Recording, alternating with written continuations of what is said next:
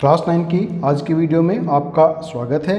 Class 9 में आज हम चैप्टर 5 यूक्लिड्स ज्योमेट्री यूक्लिड की ज्यामितीय का परिचय शुरू करने जा रहे हैं। अच्छे से समझने के लिए वीडियो को लास्ट तक ज़रूर देखिए और अगर अच्छे लगे तो लाइक और शेयर भी ज़रूर कीजिए।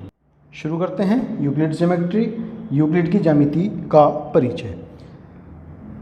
यूक्लिड एक मिस्र में अलेक्जेंड्रिया या नामक शहर के एक मैथ्स टीचर थे। लगभग ईसा से 300 वर्ष पूर्व 300 ईयर्स बीसी। और उन्होंने जो है अपनी एक किताब लिखी थी जिसमें उन्होंने गणित के अलग अलग सूत्र या उस समय जो ज्ञान लोगों को मालूम था उस सबको एक जगह उनका करेक्शन किया और उस किताब का नाम है एलिमेंट्स। उस किताब में उन्होंने ज्यामिति से संबंधित लगभग 23 परिभाषाएं दी थी। उन 23 परिभाषाओं में से कुछ परिभाषाएं, कुछ अभिग्रहितियाँ यानी कि एक्सॉम्स एंड कुछ अभिधारणाएं उनकी यानी कि पोस्टुलेट्स हम यहाँ पर इस चैप्टर में पढ़ेंगे। तो सबसे पहले यूक्लिड्स की ज्यामिति के कुछ परिभाषाएं।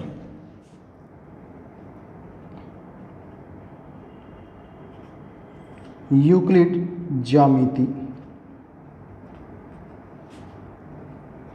से संबंधित परिभाषाएं, डेफिनेशंस।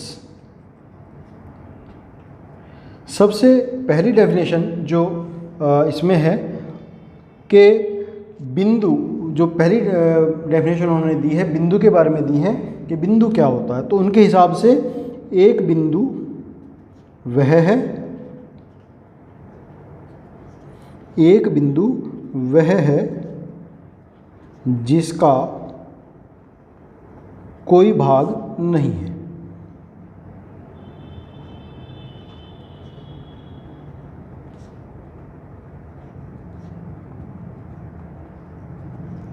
A point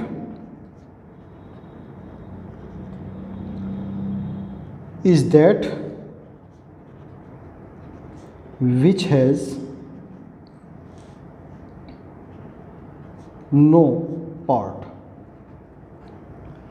एक बिंदु वो होता है जिसका कोई भाग नहीं होता। मतलब भाग से मतलब यहाँ पर उनके हिसाब से जो होना चाहिए, जो हम आज समझ रहे हैं कि उसके हम और ज़्यादा विभाजित उसको ना कर सकें, उसको हम यहाँ पर शायद उन्होंने भाग कहा हो।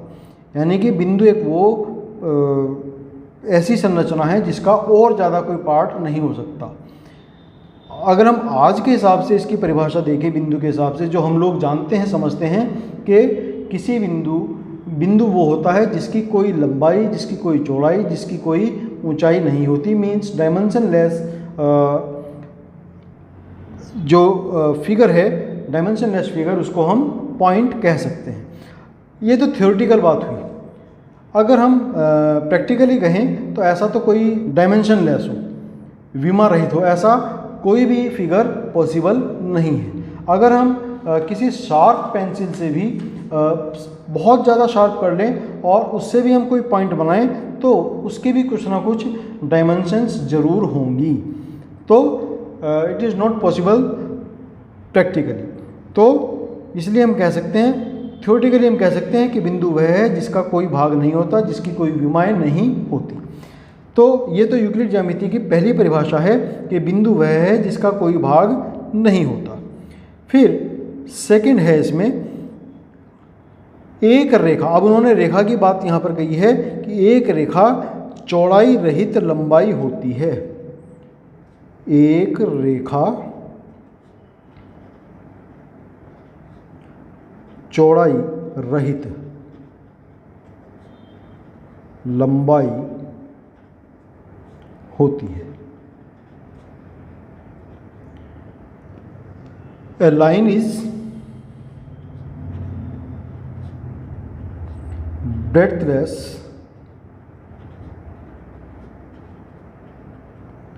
length।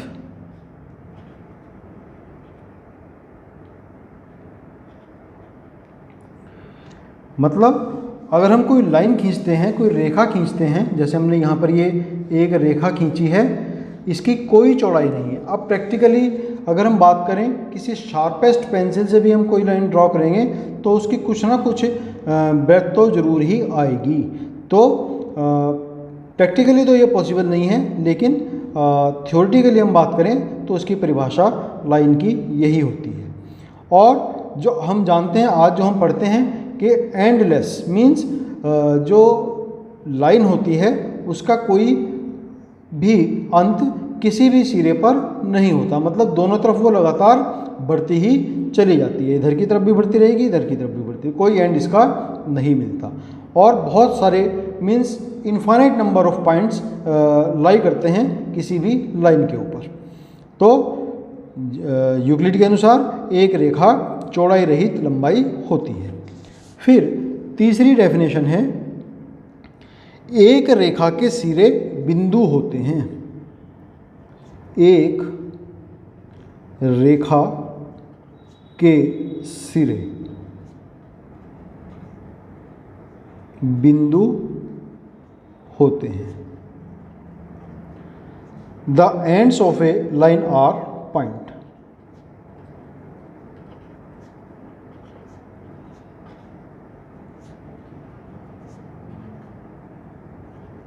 देखो, अभी हमने बात की थी कि जो लाइन होती है वो एंडलेस होती है। अब यहाँ पर जो यूक्लिड ने बताई बात कि रेखा के दोनों सिरे क्या होते हैं, बिंदु होते हैं। अब अगर मैंने रेखा खींची और इसके दोनों सिरे बना दिए तो हम इसको आज के टाइम में रेखा खंड बोलते हैं। तो ये बात उन्होंने बताई कि ये जो दोनों सिरे हैं क्या होंगे, दो बिंदु होंगे, एक बिंदु ये और एक बिंदु ये होगा। फिर चौथी परिभाषा है कि एक सीधी रेखा ऐसी रेखा है जो स्वयं पर बिंदुओं के साथ सपाट रूप से स्थित होती है। एक सीधी रेखा ऐसी रेखा है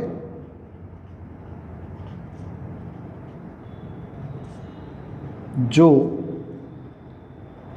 स्वयं पर बिंदुओं के साथ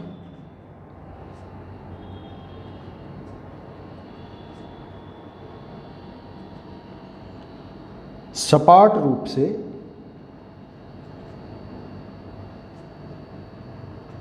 स्थित होती है।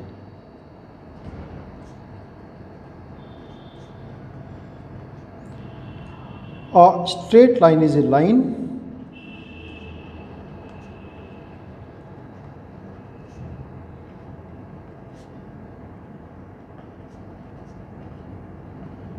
which lies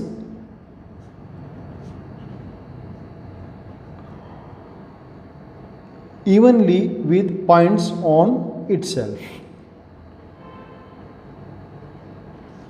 Evenly with points on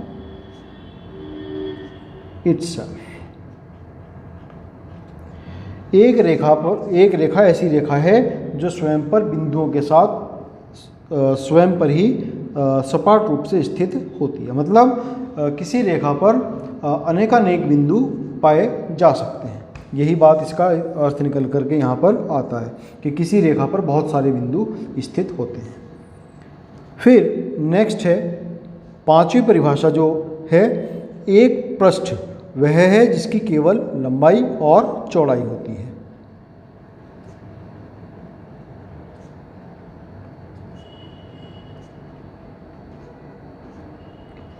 जिसकी केवल लंबाई और चौड़ाई होती है। A surface is that which has length and breadth only.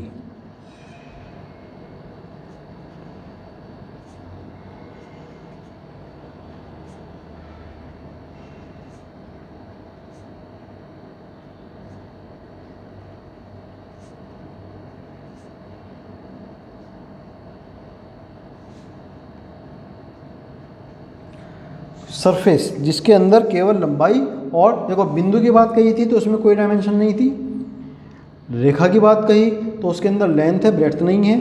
और जब सरफेस की बात करेंगे तो उसके अंदर लेंथ भी है और ब्रेड्थ भी है, लेकिन उसके अंदर कोई भी हाइट उसके अंदर नहीं होती। जैसे अगर हम कहेंगे पेपर, तो पेपर में ये इसकी ब्रेड्थ है और ये इसकी लेंथ है, लेकिन इसकी मोटाई ना के बराबर है।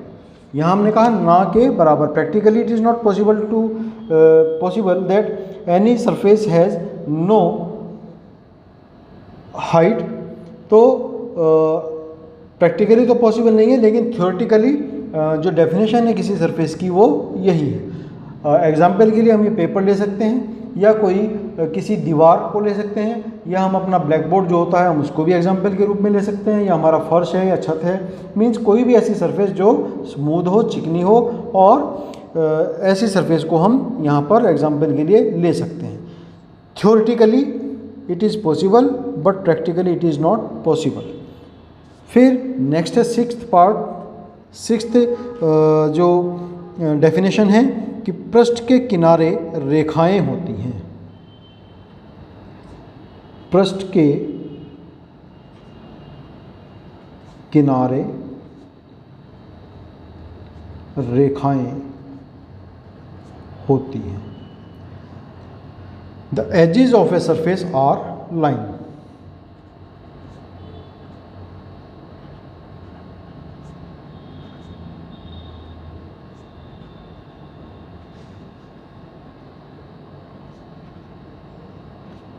देखो अभी हमने ये कागज़ लिया था सरफेस के लिए, तो इसके जो एजेस हैं, यानी कि ये जो बिल्कुल किनारे हैं, ये क्या होंगे, लाइंस को रिप्रेजेंट करते हैं।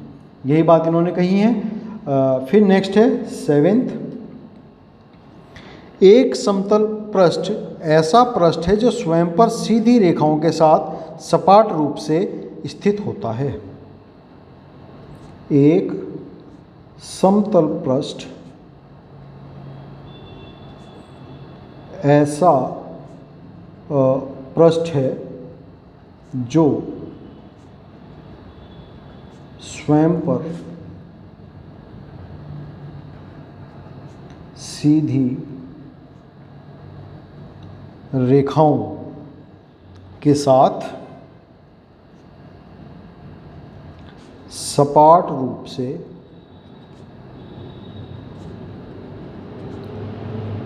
स्थित है। और plane surface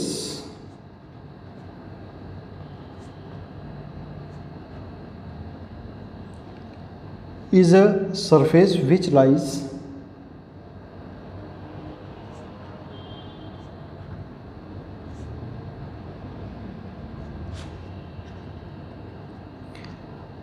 evenly with the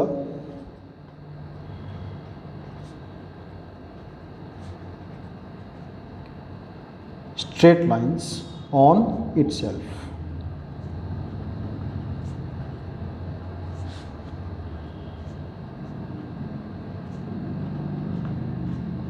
जो सरफेस होता है वो, इसका मतलब यह है कि जो सरफेस है, कोई भी हमारा तल है, समतल पृष्ठ, वो जैसे यहाँ पर इसके किनारा एक सीधी रेखा है, इसी तरीके से पूरे पृष्ठ पर हमें लाइंस हम यहाँ पर जो है देख सकते हैं। ऐसे ले लें, लंबाई में ले लें या चौड़ाई में ले लें। लंबाई और चौड़ाई दोनों में ही लाइनें इसके ऊपर स्थित होती हैं। तो ये कुछ महत्वपूर्ण 7 डेफिनेशंस थी जो यूक्लिड ज्योमेट्री से रिलेटेड हैं। उनकी बुक एलिमेंट से यहाँ पर हमने ली है।